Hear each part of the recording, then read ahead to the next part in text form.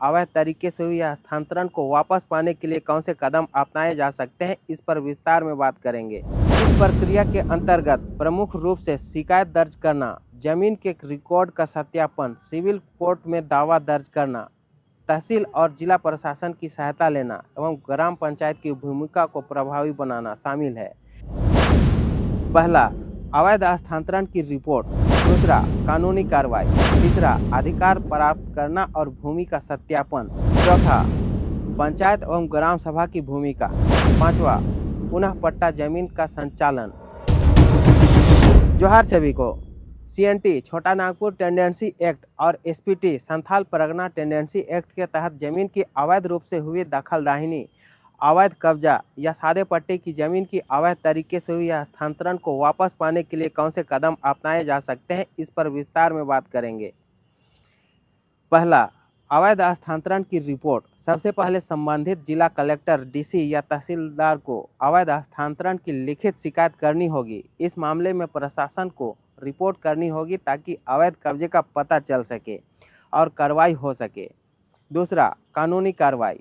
अवैध कब्जाधारियों के खिलाफ सिविल मुकदमा दाखिल करना आवश्यक है, जिसमें जमीन वापसी और कब्जा मुक्त कराने की मांग की जाती है। कोर्ट के सामने अपना खाता खतौनी, जमीन के रिकॉर्ड प्रस्तुत करना बेहद जरूरी है ताकि अपना अधिकार सिद्ध किया जा सके। तीसरा, अधिकार प्राप्त करना और भूमि का सत्यापन।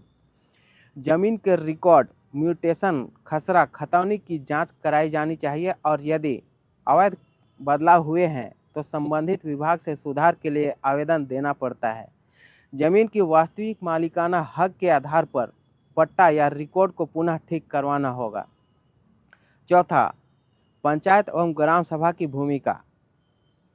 ग्राम सभा के पास भी अधिकार होते हैं कि वे अवैध तरीके से गांव की जमीन या वन भूमि का अधिग्रहण रोक सके और अगर कोई अवैध कब्जा हो तो उसे हटाने का आदेश दे सके। ग्राम पंचायत की सम्मिलितता जरूरी होगी। पांचवा, पुनः पट्टा जमीन का संचालन।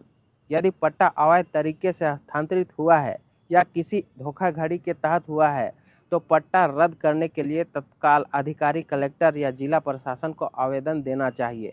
कोर्ट में न्यायिक चुनौती देकर पट्टा को निरस्त भी कराया जा सकता है।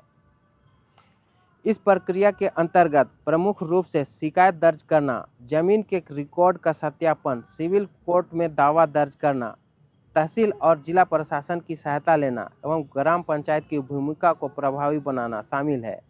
यह ध्यान रखिए कि CNT और SPT के अंतर्गत आदिवासी और स्थानीय समुदायों की जमीन के संरक्षण के लिए विशेष कानूनी प्रावधान होते हैं, जिसके तहत अवैध कब्जा और अवैध हस्तांतरण को रोकने के लिए सख्त कदम उठाए जाते हैं। यदि आप किसी विशेष जमीन मामले या अवैध हस्तांतरण से जुड़ी जानकारी चाहते हैं तो उससे संबंधित दस्तावेज और जमीन रिकॉर्ड लेकर स्थानीय तहसील या जिला कलेक्टर कार्यालय में संपर्क कर सकते हैं और विधिक सलाह भी लें। अवैध रूप से हस्तांतरित या कब्जा ली गई CNT, SPT या सादे पट्टे की जमीन वापस पाने के लिए स्थानीय प्रशासन, पंचायत और न्यायालय की मदद से सुधारात्मक कार्रवाई की जाती है। उम्मीद है वीडियो आपको पसंद आई होगी। वीडियो के बारे में आपकी क्या है राय, आपकी अपनी प्रतिक्रिया कमेंट बॉक्स में देने का कृपा कीजिएगा। आज के लिए बस इतना ही। मिलते हैं जल्द ही किसी और नए वीडियो में। तब तक के लिए अपना और अपनों का ख्याल रखिएगा। जोहार।